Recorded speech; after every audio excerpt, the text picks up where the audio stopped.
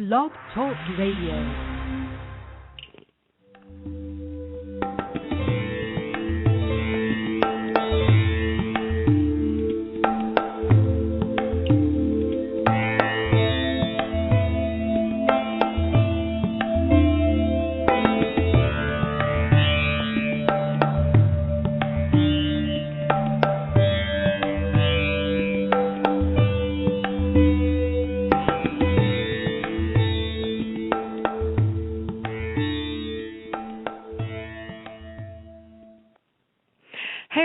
Welcome to the Wellness Coach on Blog Talk Radio. I'm your host, Edie Summers, and we've been on a bit of a break, but we're coming back in full style here. My amazing guest today is Rayne Oakes. I can't wait to talk to her, and I know that so many of you out there probably have questions for her and comments as well, so please call in. I'm going to give you the number really quickly. We are live here on the air. The call-in number is 619-393-2911. Again, that's 619-393-2911. And I am speaking today with Rayne Oakes. Summer has taken an unlikely career path, having parlayed her background in environmental science and entomology with a successful career as a fashion model. Considered one of the foremost authorities in sustainable design, Oakes has co-founded the award-winning online materials marketplace, Source for Style. I encourage you to check it out. It's amazing. She's authored the best-selling style guide, Style Naturally. Again, I also encourage you to check that out. It's an amazing book. And she's also the creative designer behind her line of recycled optics and shades called Eco by Rayne Oakes. She has also collaborated on collections with Payless Shoe Source, Portico Home, and Aveeno, and was the muse behind the creation of the Prius C Toyota, who even went so far as to name a paint color in her honor. And I'll have to confirm this with Summer, but I think she doesn't even have a driver's license, so I thought that's pretty cool. Summer is formerly an on-air correspondent for Discovery Network's Planet Green. She has once again turned to the media world, producing an award-winning environmental art short entitled Extinction, which is electrifying. I encourage you to check that out. And also a weekly conversation-style video series, which launches this April 2013. Vanity Fair has named Oakes as a global citizen. Outside called her one of the top environmental activists, and CNBC called her one of the top 10 green entrepreneurs of 2010. Oakes lives in Brooklyn with her 24 exotic insects, which I definitely need to know more about. And you can also follow her at twitter.com, @srokes, and of course check out her websites. She's on summerrain.net as well as summerrain.com. And I'm just going to bring Summer on the line right now. Summer, thank you so much for being here today. I can't wait to talk to you. How are you? I'm doing very well. Thank you for having me. Well, thank you so much for being here and taking time out of your busy schedule. And first of all, Summer, there are so many questions I want to ask you, but first I just want to ask you, why do you love nature so much? And I know that you're really passionate. I saw in one of your films you say you come alive when you're outside. And I know that sustainability is a huge part of who you are, but I'm wondering, just on the really deep level, what is it about nature that you love so much? I think that you're a kid, you don't really have the language to describe why you love something, so much. And I think that now that I'm older and probably a little bit more cerebral, we have that language in our back pocket. But when I was a kid, it's just like I love to draw, and I love to draw nature, and I love to be outside, and I, really found myself lost in my mother's National Geographic magazines. I think it's a shame that we don't kind of collect that stuff any longer, because it was exactly that kind of I was engrossed in, and I was fortunate because I grew up in a pretty idyllic area, but it was really the phenomenal vistas and people and places that I saw in National Geographic that I think allowed me to dream outside of the borders. So, who knows exactly what it was that makes you tick, but you mentioned some of the talks that I've given. I mean, I always tell people to like really do what makes you come to life, because if that's what you're passionate about, then that's what you're going to want to devote your life to. I love the way you say that. And actually, I have a quote from you. I hope it's okay if I quote this. I was just you were mentioning that I was just watching you. I mean, you're a keynote speaker as well as everything else that you do. You're for anyone who doesn't know, you're an environmental scientist, for one thing. You're an entomologist, and then you're an environmental activist as well, and then you're an eco model, which is what I read somewhere that you said you kind of use that as like your way into. That's sort of like the I don't know, maybe you can. That was definitely the wolf in sheep's clothing tactic, and I think all those all these titles. I mean, I think that we always get kind of caught up on our own titles, but I think that you just have to kind of find what really resonates with you. And I was just chatting with a friend, and I said, it almost doesn't matter what I do as long as I'm somehow fulfilling that passion. And it could be, it could be a passion for anything. It could be, somebody might have a passion for coffee. Somebody might have a passion for architecture. Somebody might have a passion for design. And you might then, kind of find a title that allows you to fulfill that passion. And for me, it was just kind of trying to figure out new ways to communicate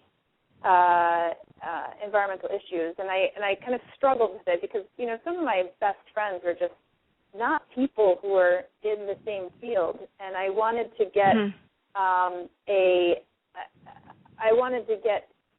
an opportunity to share it with people like them, like friends of mine who just weren't like in the same sector.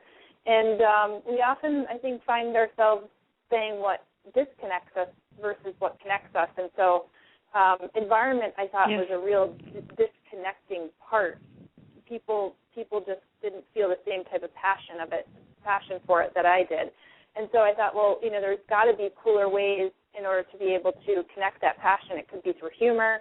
It could be through, dance. It could be through music. And I thought, well, what about through fashion? And so that was kind of my foray into the industry and learning about it a little bit more. I see, and I love that. That is kind of a fresh approach, and that's also they say that people pay attention when they need something or when they need to change something. So I mean, in fashion is I think it's part of our personalities. It's something that's already out there. So like you said, it's the perfect way to sort of kind of slip in through the back door. And yet, I mean, of course, to me it's obvious that you were meant to do this just from watching you speak. And I have to say also, I do want to read this quote from you that, if it's okay with you, that you did say in one of your speeches. But first, before I say that, I do have to say that the first place I saw you, I think I'm really into alternative health, and so I'm always picking up those magazines. And I think I saw you on, I think it was Natural Health or something, and I just saw your picture, but you radiated this energy and intelligence and passion even just from that picture. And of course, then I read the article, and there was something about you that stood out. So I think that you're definitely getting you're coming across. And so it sounds to me like you do inhabit that passion, and that's one of the most inspiring things about you to me. I mean, as little as I know you, is that in the capacity that I can know you, is that you definitely inhabit your in passion, and you're a force of nature, Summer, I would say, which is kind of fitting considering what you do. I really appreciate the comments, and I think that one of the things that I've realized, kind of particularly working within the fashion industry, because you're there to project an image, and what I was not ever able to rectify or try to justify or figure out was the fact of I'm only really good at being myself. I never kind of was good at playing a part, and the whole purpose of fashion is to sometimes play a part. And so it was something that that's difficult, I think, for all of us, no matter what jobs we do, where why is it that we have to exercise our passion when we come home, like after we close the door our businesses or what we do on our 9-to-5 job, how come we can't bring that into all aspects of our life? And so that's something, that I struggled with. And, you had mentioned, just a couple minutes before how you said, well, this seemed so natural that you would do this, but it's not always so natural. Like you struggle and you build and the idea of kind of, expressing your values, who you are as a person, didn't exist within the fashion industry. And trying to create that platform was a very difficult, arduous journey. And it exists now. So anybody who comes in to the industry can now have the language or has somebody to point to be like, that's what I want to do. But prior to that, it wasn't being done. And, I met a lot of wonderful, wonderful women who are now friends who, had just said, like my one friend Mac out of the UK, she was quite a big model. She still models, but she was quite a big model in the 90s. And she said, I just remember that the only values that we could exercise within the fashion industry was I wasn't going to model for a fur company or an alcohol company. And there wasn't any other language around it. And so I think that we've reached a point where we now have that. And so I think that I guess what I'm trying to say is that there should be no reason why we can't exercise our values through all aspects of our life. And it's easier said than done. You have to kind of work for it and help other people along the way to say, hey, actually this is okay. If I'm going to represent a brand or a product or I'm going to put my face on it, I actually want to represent so much more. So I appreciate what you said on the Natural Health magazine. And actually when I shot that cover, I remember they called me and they said, I don't know if we want you on the cover. And I said, well, why the hell not? And they said, well, you're just so good for you. Sexy. Like you're too sexy. You're like, you won't be relatable. And I'm like, dude, you've never seen me smile. Like I have like, these big, it's kind of like my dad. Like he looks like a badass until he shares, like shows his dimples. And then you're just like, whoa, you have the ability, to really connect with people. And I said, well, I'm grateful that you think like my. You do have that, absolutely. Sexy, well, you were radiating, but I think you were radiating your inner. They say that. They say that radiance is beauty of your soul. So I think that's what I was picking up on. I was also in a field of lavender and honeybees, which no one else wanted to like go in, and I was just like, give me all the honeybees. I felt like I was, I just felt like I was in heaven in there. So yeah, it looked like it too. And so there's so many things I want to talk about because you mentioned honeybees too. But first of all, let's just start with if it's okay with you. And I'm still going to bring up this quote, but I'm kind of saving it because it's a really, really good one. But I'm saving it for a really key moment here. But I was wondering if you could just share with our listeners your backstory, because you're talking about how what I heard you saying is when you're talking about the fashion industry and paving your way, you had to pave the way for what now seems effortless, and sort of create that niche where you can stand up for yourself. Yeah, I don't want to take too much credit, because the only way for you to be able to trailblaze a path is by linking it on to other people and other things that already pre-exist. Absolutely. It's very difficult to kind of do things on your own, and I've received a lot of wonderful help along the way. But I think one of the biggest pieces of advice that I would have to say is never be shy and to tell people about what you want to do or why you're doing it. And my first agency out of college was Boss Models, and just what's today? Today's the 21st. Just 5 days ago. Yeah, just 5 days ago, my first agent from Boss Models, who picked me up. But they were just starting the women's modeling division, and I sat with him and the other agent, and they really took a chance on me because I wasn't like the typical person. And I came in and I'm like, okay, this is why I'm here. I really want to connect environmental issues with fashion, and at that time, that was I think it was 2004, 2005. Like nobody had even heard of anything of that nature.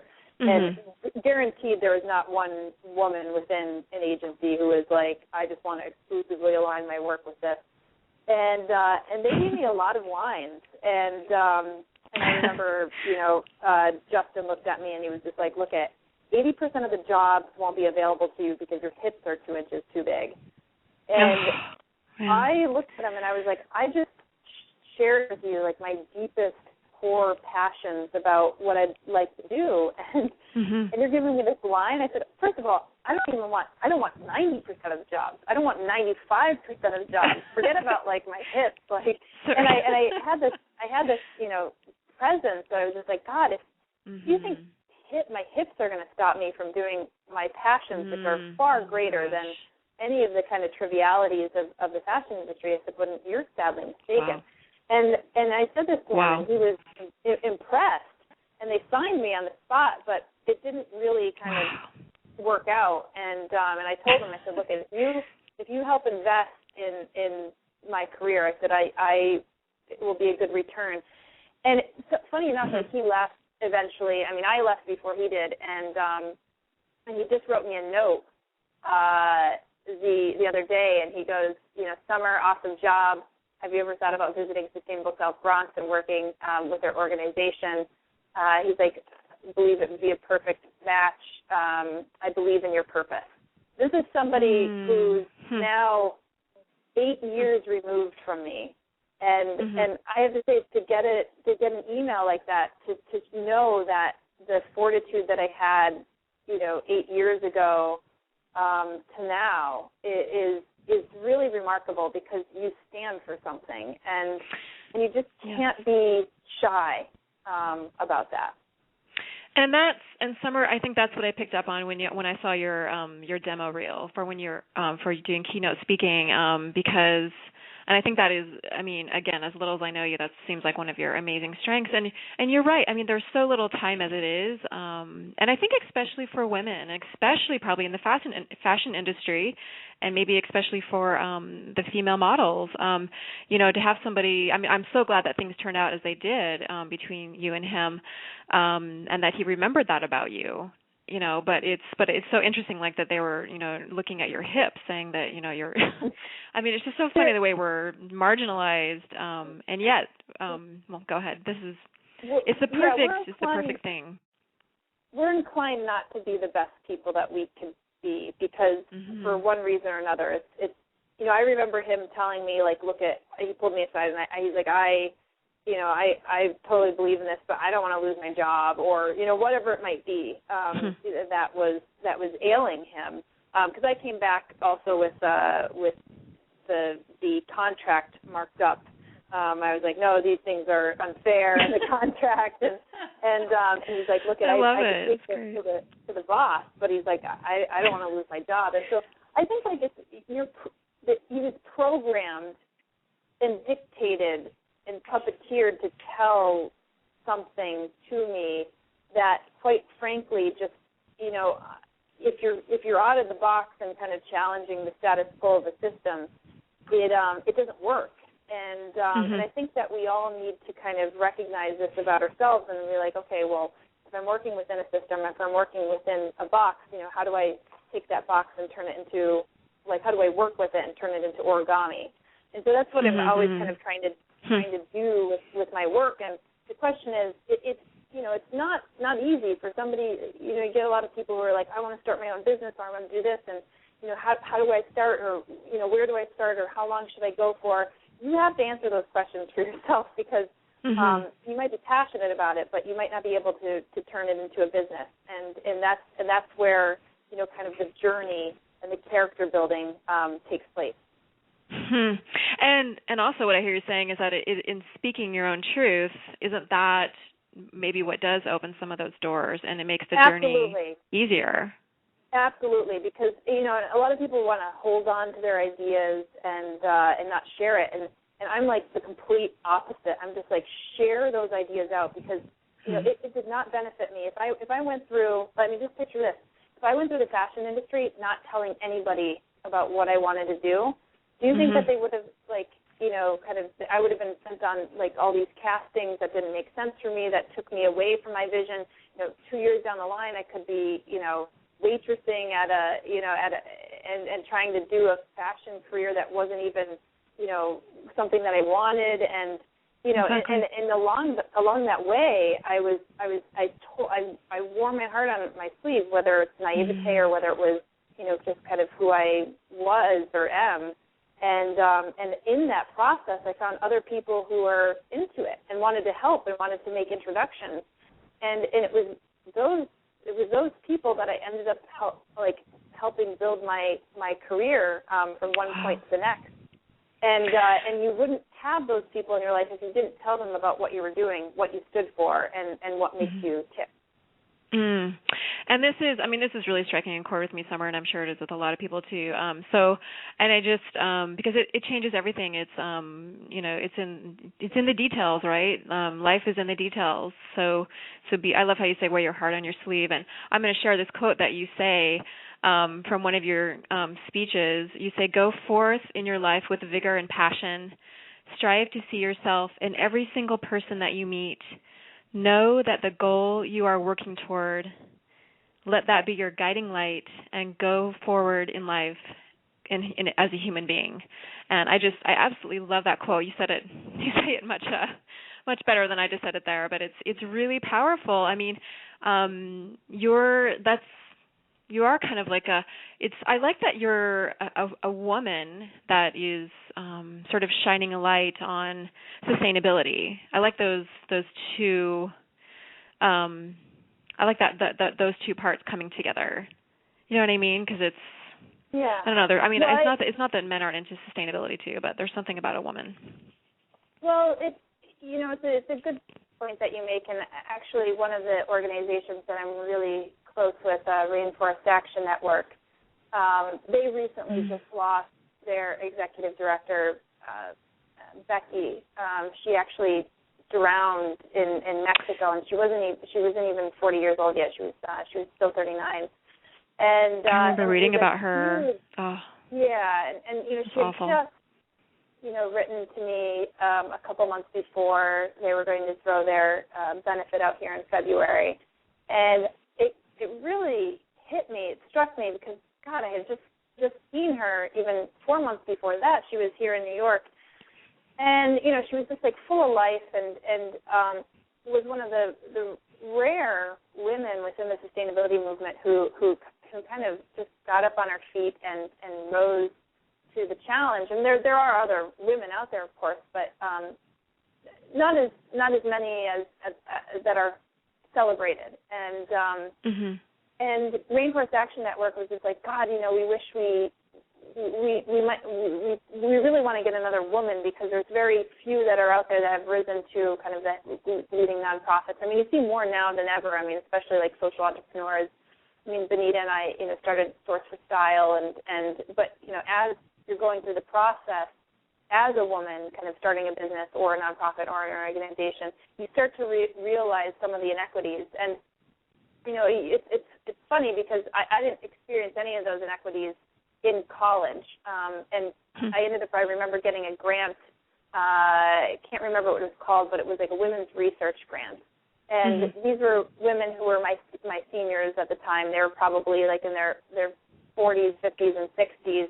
And they came to all of us women who had received the award, and they wanted to talk about, it almost became like a therapy session of like talking about the inequities in science, and did we ever feel marginalized like within class? And I was just like, no, like we're all like looking around, we're like, no, not at all. Like we totally feel, completely our own woman, and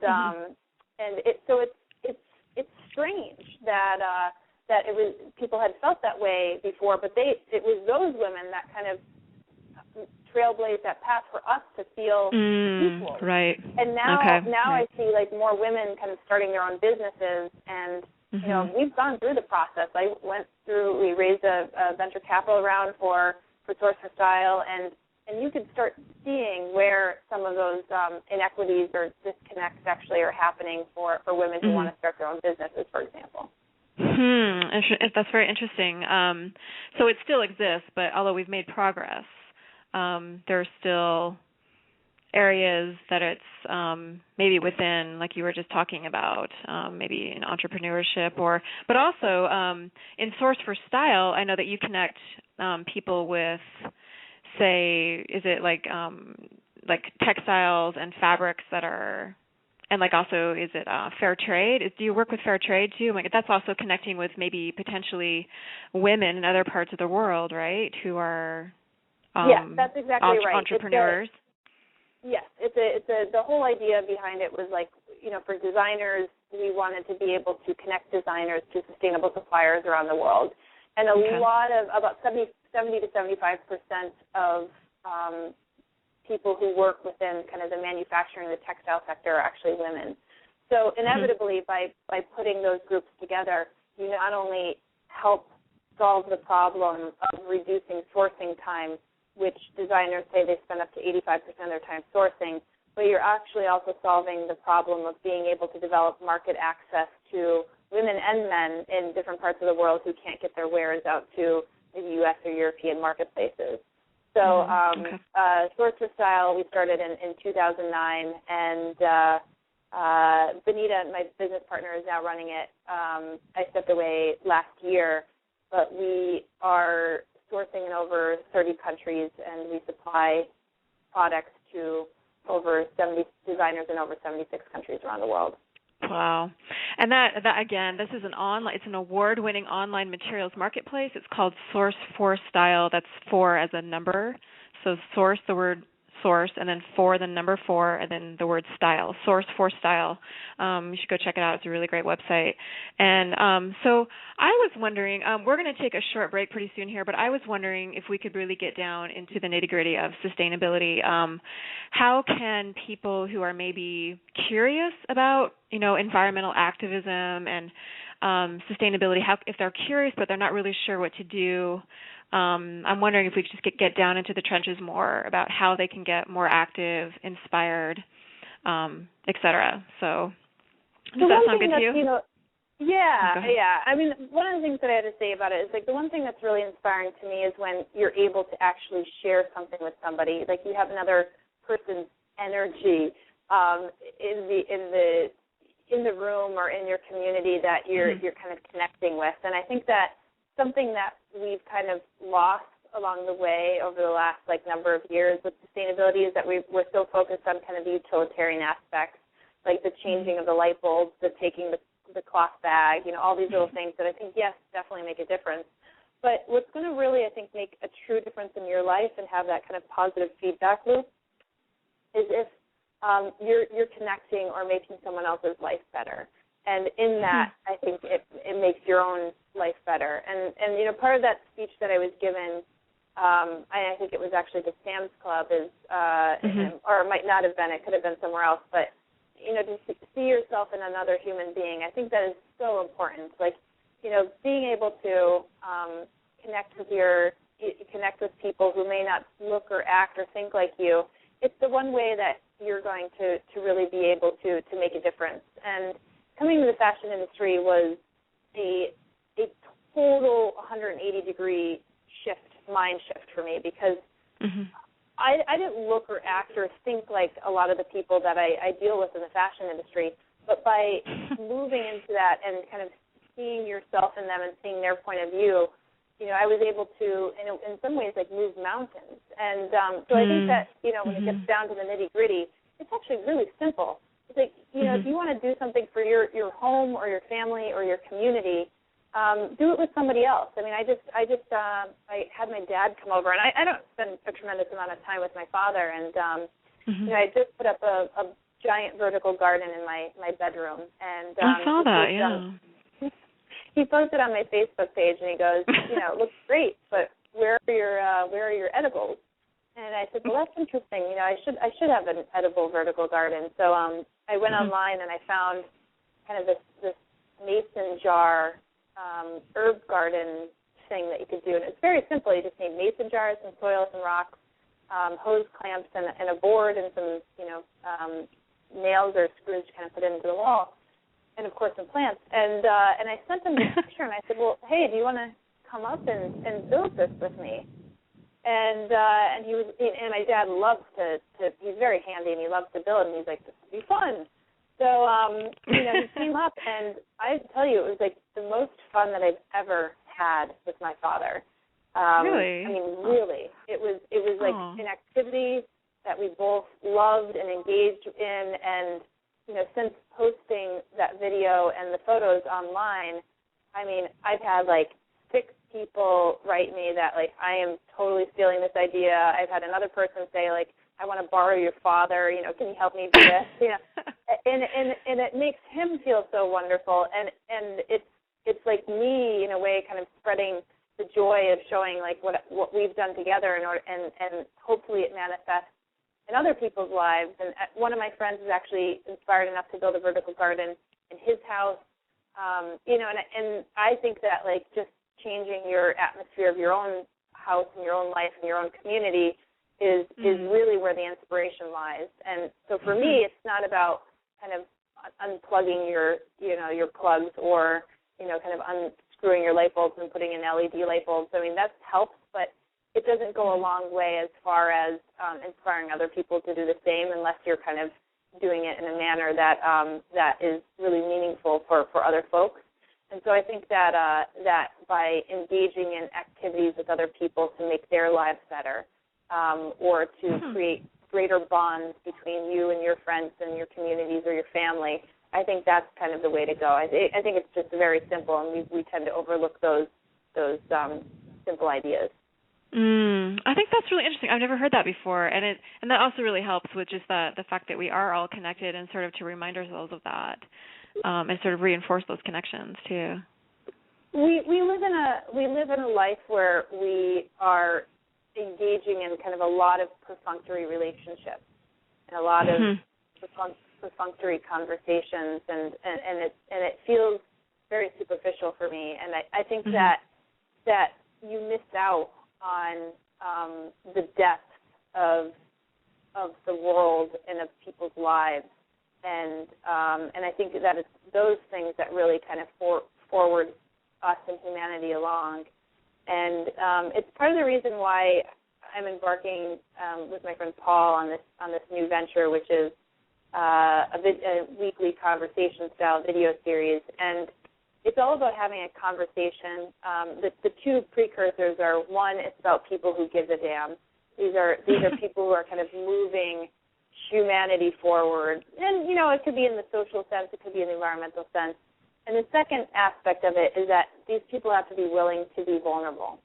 They have to be willing to share a piece of themselves that they might have not articulated before. They have to share their personal philosophies, or some challenges, or the times that it was, like, really rough for them, or, some of the more humorous aspects, self-deprecating aspects of their life. And I think that, these are the things that really allow us to get insight into an industry or a person, or into ourselves, for that matter.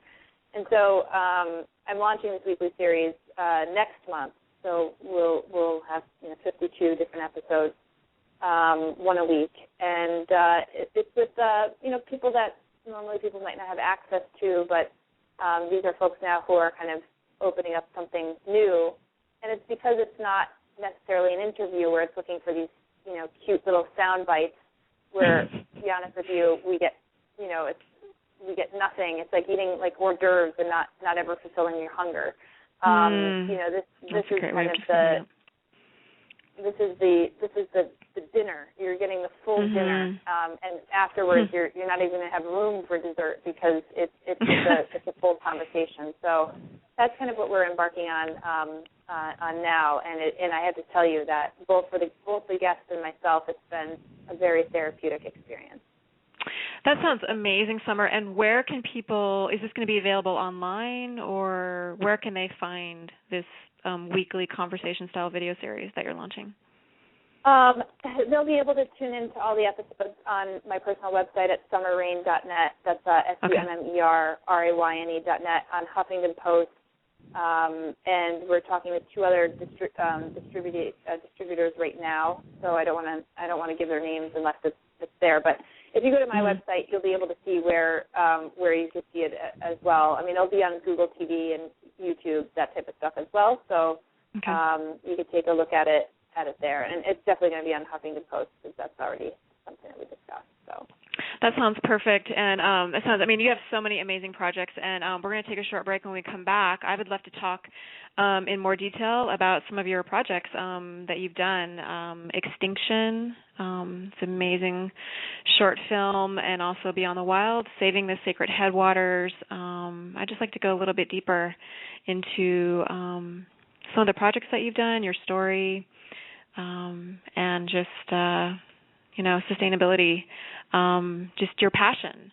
So we're going to take a really, really short break, everyone, and we will be right back. You're listening to The Wellness Coach on Blog Talk Radio.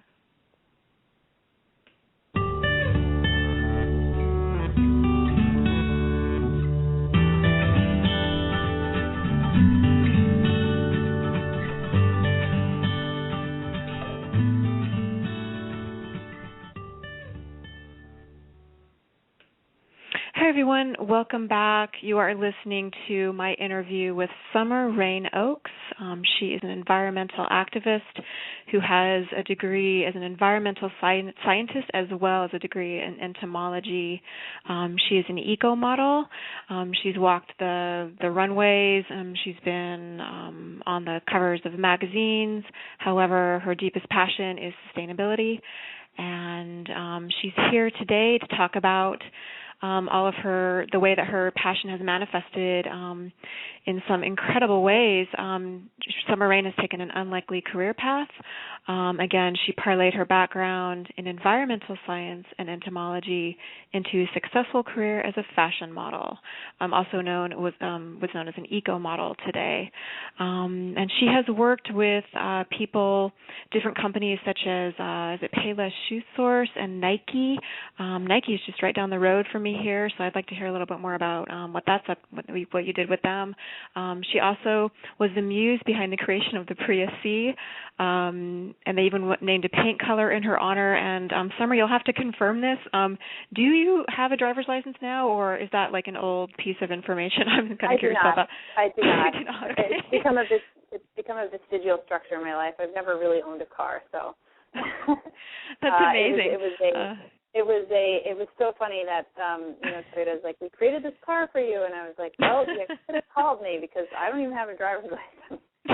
But it was really kind of flattering nonetheless, because their designers and engineers were so inspired to kind of just they said I embodied what they considered the active eco-optimist. And I was like, well, this eco-optimist doesn't drive. That's how optimistic she is. But that's it was really irony lovely for you. kind of meeting the designers and engineers, and it was fun. It was fun to drive, and it was fun to put them on edge because I didn't have a driver's license. So. I think that is so funny. But that's what I love about you, is that dichotomy, and that's perfect, because you're just exactly you're just who you are, and that's what makes everything work around you. And they even even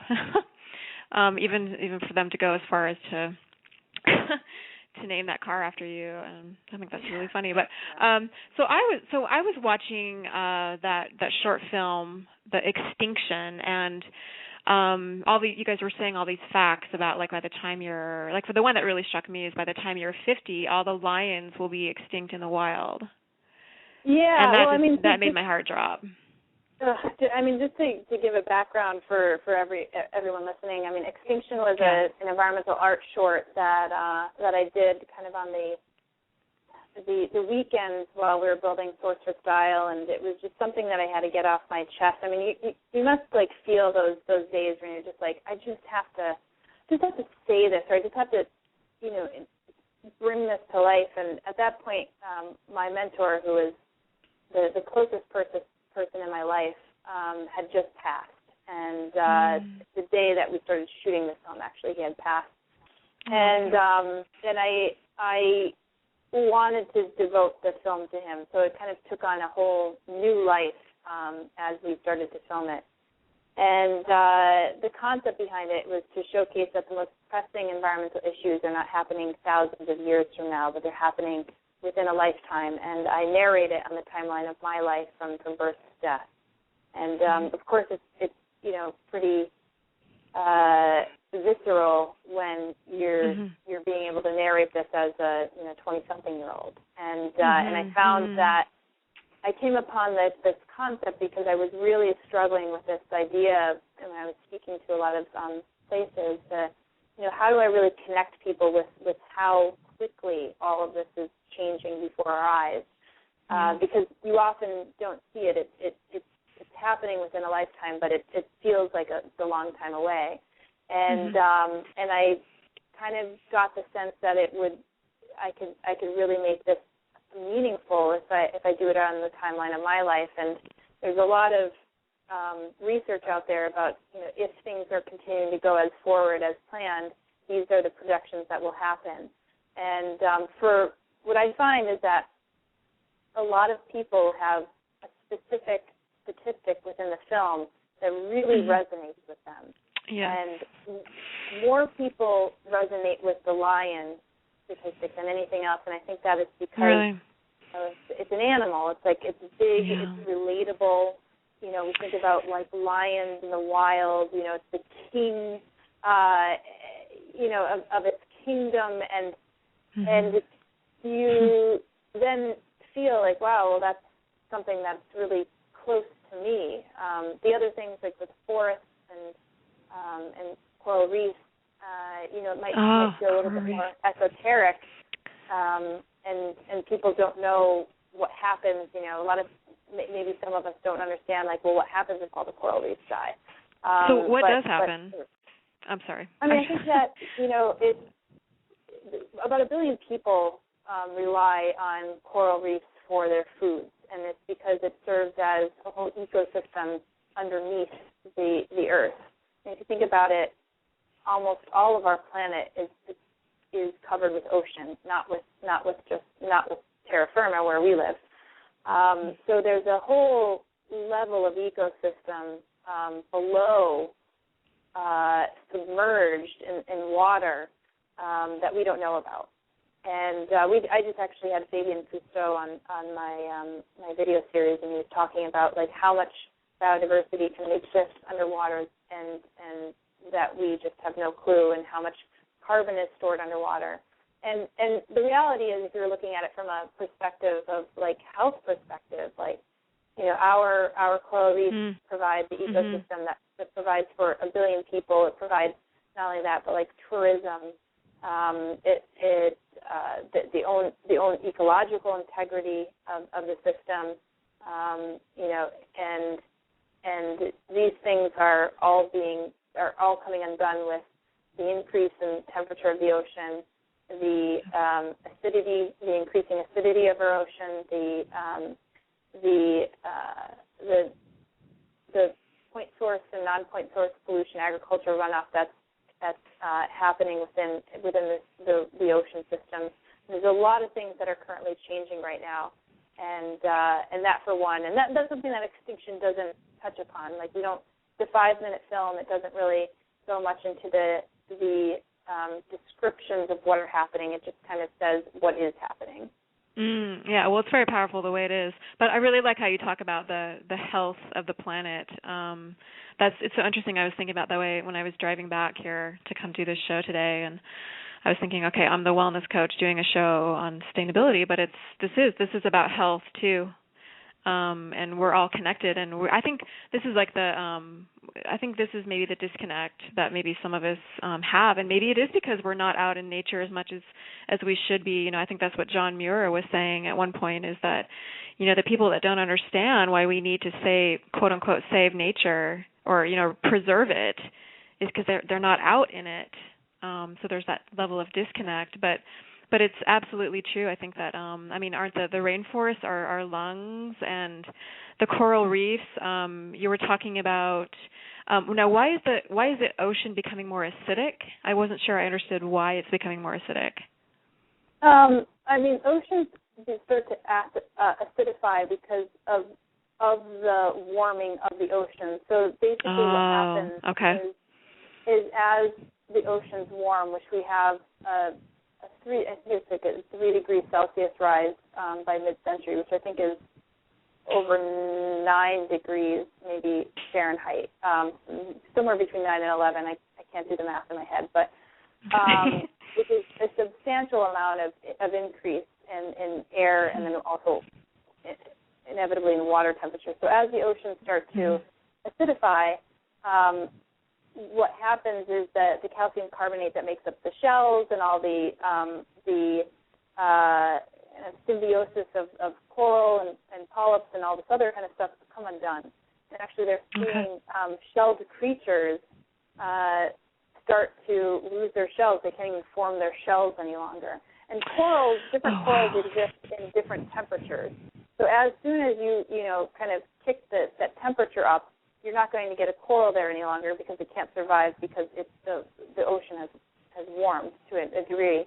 Now, if you also think about it from the ice caps melting, now if you ever go skiing or snowboarding and you're on the slope and it's winter and you don't put sunscreen on and you come back with an incredible sunburn.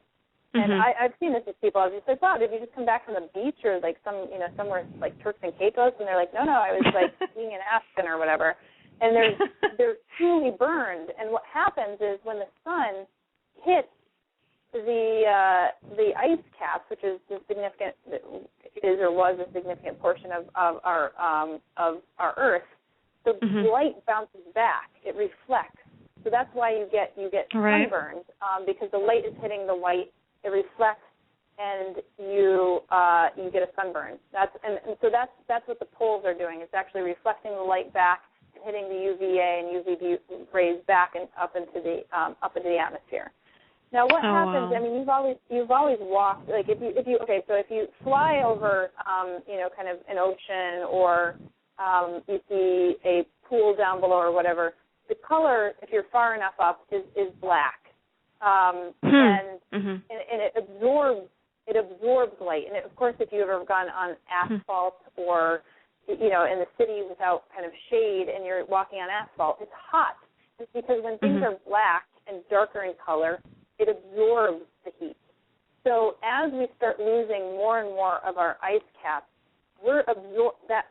that light is hitting our oceans and it's absorbing more and more of that heat energy. And it's warming our oceans. So that's essentially what is also what's happening about how our oceans are warming and becoming more acidic.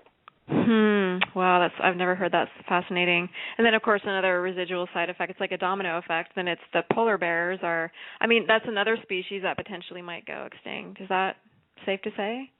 Because they're losing their habitat. Yeah, and I was actually going to include the polar bear thing in there, but I thought it was I had to make a decision on kind of which ones I really wanted to put in there, and I thought that the lion, for whatever reason, was more powerful because it's something that is almost like lesser known. It's not talked about as much. Oh, yeah, I had no idea, and yeah, I was actually shocked to hear that. And then they are very archetypal as well. Lions, yeah, they're like you said, they're kind of like the it's just so it can be overwhelming to think about everything that's happening, and yet there's you were talking about a positive feedback loop, and part of that way is to become connected and to work with other people and kind of do and also maybe like do grassroots. I mean, what I see you doing is grassroots. I mean, you're doing it on a bigger level, but I mean, I feel like, look, I still feel like very grassroots. I mean, I think that what we have to figure out, like within our own lives, is like how do you want to work? And I feel as if I'm more comfortable working on many different things at once, almost like in a project basis. And I just happened to kind of hit upon something that really struck a chord. And it's largely because I think fashion is very mediagenic. It's afforded me the opportunity to kind of branch out into all these different types of other projects, which is really good for me because, quite honestly, I love kind of that project-based mentality. Source for Style, another thing that kind of like started as a project, became a little bit big, and I was like, okay, this is great. I was already transitioning out of it, but and I had Benita be able to run it, because when it comes down to it, you just got to be honest with yourself and just be like, okay, is this something that I want to run for the rest of my life, or is it something that am I more comfortable the person kind of going out and starting something new? And I do feel that staying ahead of the curve and being at the pulse of what's going on and knowing when you need to kind of change it up for yourself, but also kind of for the greater whole. And I think that, the conversation style show that we're doing is for me, it's kind of a manifestation of being able to push the conversation forward, being able to not share the glossy part of the story, but really go down into the heart of the matter, because I think that's what's going to now progress things forward, not only kind of getting your hands dirty and helping build the infrastructure to make things possible, with Source and Style. I mean, after writing Style Naturally, the next step was just well, how do we build the infrastructure to make it possible? We could talk about it and have express how much we love it, but how do we get it into people's hands? Wow. And then, I think with the film for me right now, quite personally, it's I don't think enough of the real story is being told. We've done a really good job kind of getting people excited about whatever it is, but now we have to kind of communicate about the journey and the struggles and the challenges so that people can, one, be aware of it and also get excited about it. Because not everybody's up for a challenge. And if not everybody's up for that challenge, and if they're not, then, okay, great, we'll concentrate on something else. But for those who are,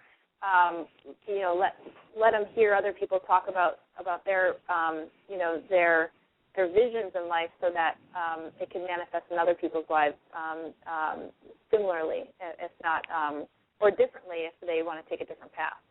No, and I think that's one of the things you do really well is, I mean, you are an electrifying speaker, and so you do you're really good at kind of being like the Pied Piper, okay, let's, for anyone who's interested and has the energy and the motivation, or maybe I think you're also good at motivating people too, but I think you're right, we do need to get down in the trenches now, and but it's also it is good to have awareness, and so I think it is so where is that? If you could maybe leave one or two kind of key points with people, what are those a few things that would maybe help someone who's on the fence or maybe curious but doesn't really is not sure if they want to go a little deeper, with maybe getting involved in environmental activism. Is there anything maybe that you can think of that's motivating that might help them tap into their passion?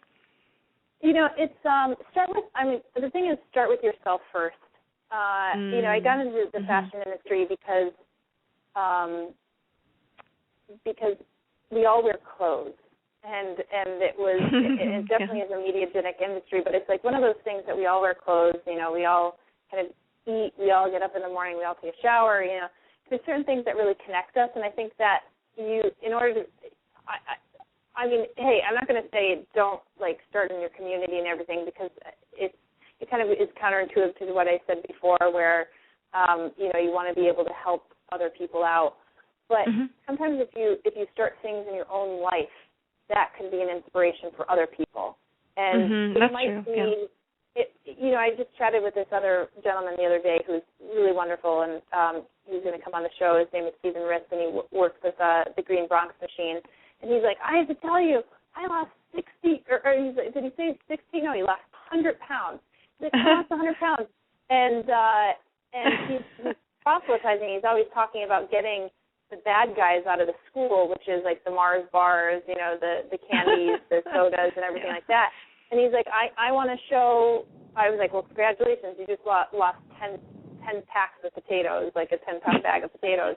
That's incredible. And he wanted to serve as a role model for his children in his classes to show, hey, you could do this, because childhood obesity is on a crazy rise. Absolutely. We're at 36% obesity rate right now, and by 2035, we're projected to be that America is going to have 50% of people who are going to be obese.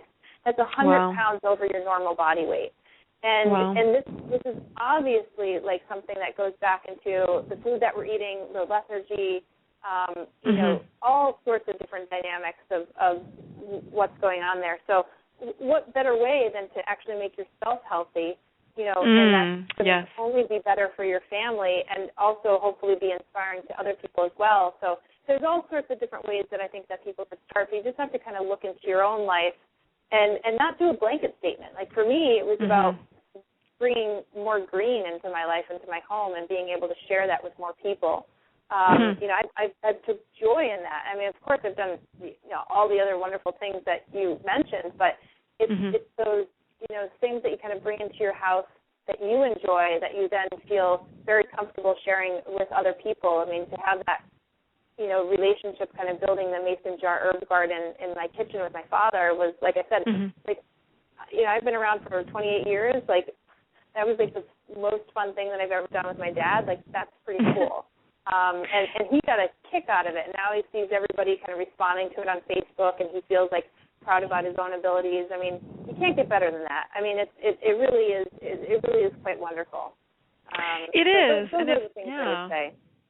And it's also, I think it is, it's like whatever is going to make that connection for you. And even if it is like maybe trying a few different foods that might make you feel a little better or a little different, that might, and in turn make you think a little different. Or like you said, even bringing more green, like greening up your home a little, or it doesn't have to be the standard things that you're mentioning, you know, like it is good to do all the basic things too, but just it's making that passionate connection and what's going to turn on that light bulb for you so that you realize like, oh, wait a second, I'm connected to this, and if this dies, then so do I.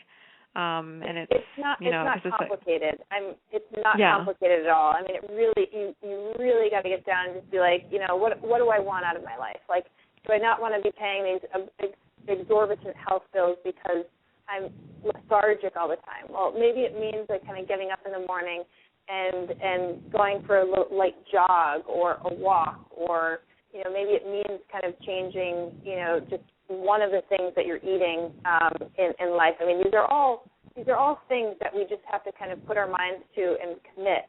And but you've got to get the sense with your own life about what works for you. I mean, some women say, yeah, you know, I want you know, to change my wardrobe. I want to change my beauty routine. You know, it could come in many shapes, ways, and forms, and people often think that they kind of have to bite off this huge chunk, that they have to like be as successful as like their neighbor or the partner or the person on the interview, and that's not what it's about. It's about, you know, creating a really happy, healthy existence for yourself and being able to share that with other people and taking joy in that. Absolutely. I love the way you say that. And then that in turn, so when you create your own sustainable, healthy life, then that you can in turn radiate that out and touch other people, which is what I see you doing, and so beautifully. So you're right. It does. I think it does start within, and I find it really exhilarating. For me, nature is. I feel very, you know, for instance, I'm going to go take a walk in the nature park after this, just because I have to. Like it's not something that I feel like I need to do. I feel like it's I do it because my soul needs it, you know, and it's so I don't know. I just and that in turn keeps me in balance, you know. Yeah, so, absolutely. Well, good for you. Well, I'm lucky. Well, I'm lucky where I live here, but we're getting toward the end of the show here, Summer. But I just wonder if there's anything like a takeaway that you want to leave with people, or I want to mention your websites again. And also your book. So Source for Style is your website to connect designers with sustainable fabrics and textiles. Is that correct?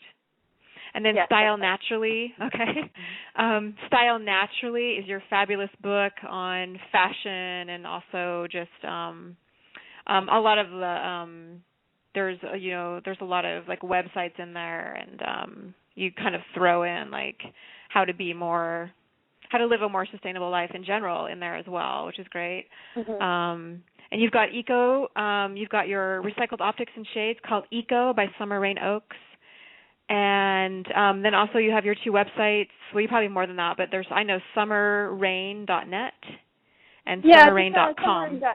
Summerrayne.net is totally fine. The big one. There's a link to all the others. So okay, summerrayne.net. So yeah, all the others are kind of a moot point because you could just you could just go to that one and it could make you to all the others.